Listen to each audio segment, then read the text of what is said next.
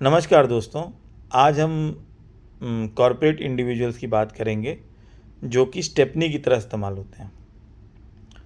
ये ज़्यादातर newly recruit होते हैं या फिर ऑर्गेनाइजेशन में बहुत सालों से होते हैं। जो न्यूली रिक्रूट होते हैं वो किसी मैन पावर प्लानिंग का फेलियर होते हैं या फिर ऑर्गेनाइजेशन में वो पोजीशन डिसॉल्व हो गई होती है बट ऑफर लेटर इशू हो गया है तो अब अगले को लेना ही पड़ेगा, या फिर कोई आदमी बहुत सालों से ऑर्गेनाइजेशन में होता है, उसने कॉरपोरेट ग्रोथ ज़्यादा नहीं पाई होती है बट उसकी लॉयल्टी होती है, ऑनेस्ट होता है, तो ऑर्गेनाइजेशन उनको झेलती है। उनको पोटेंशियल नहीं समझती है बट उनको झेलती है। तो अब ये इंडिविजुअल जब स्टेपनी की तरह इस्तेमाल कैसे होते हैं मैं बताता हूँ। मान लीजिए एक ऑर्गेनाइजेशन है, छोटी सी ऑर्गेनाइजेशन है जो स्टेबल है और स्टेबल है। एक कार की तरह है, छोटी सी कार है जिसमें 4 पहिए होते हैं और उस 4 पहिए वो होते हैं जो फील्ड ऑफिसर हैं, सेल्स मैनेजर्स हैं, जो भाग दौड़ करके बिज़नेस लाते हैं।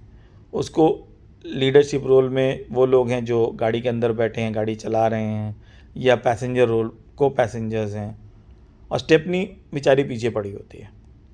अब होता क्या है कि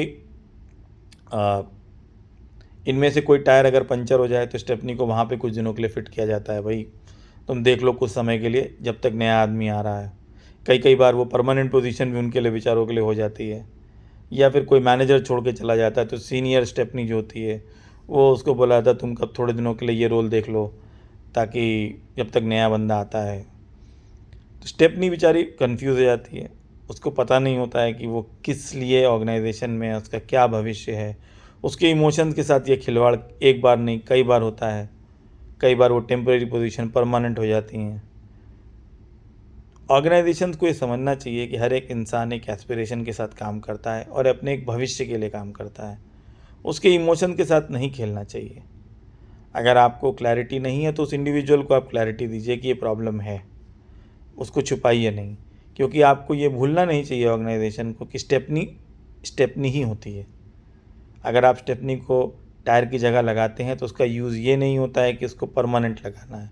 स्टेपनी का यूज़ होता है कि वो पंचर शॉप तक जाएगी, पंक्चर आपको बनवाना है मेन टायर का और स्टेपनी को रिप्लेस करना है। अदरवाइज़ वो स्टेपनी आपके कार का अलाइनमेंट, एक्सेल का अलाइनमेंट हिला देगी। ये ऑर्गेनाइजेशन के लिए अच्छा नहीं है और ये रिफ्लेक्ट अच्छा नहीं करेगा ऑर्गेनाइजेशन को। हो सकता है ऑर्गेनाइजेशन कभी इसको फील ना करे, बट कुछ चीज़ें ऐसी होती हैं जो इन्फेरेंशियल होती हैं, रेटिसेंट होती हैं, क्लैंडस्टाइन होती हैं, जो रिपल इफेक्ट देती हैं बट दिखता नहीं है, जैसे अर्थक्वेक की तरह।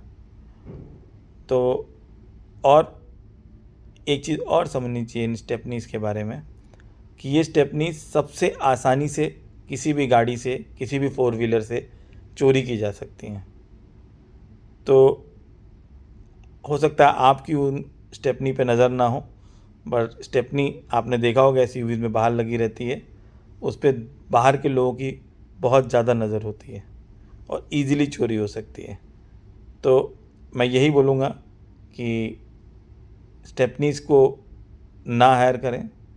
अगर आपको हायरिंग नहीं करनी है, अगर आपको नहीं चाहिए इंडिविजुअल, या आपसे कुछ प्लानिंग में मिस्टेक हो गई है तो इंडिविजुअल को बता दें रादर देन छुपाने से, क्लैरिटी रखें।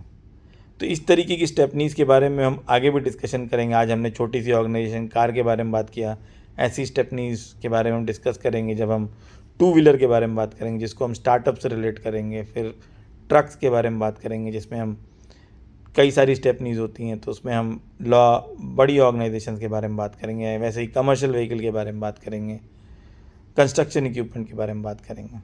तो मेरा बस यही निवेदन है ऑर्गेनाइजेशन से, stop recruiting, stop keeping people as stepneys. धन्यवाद।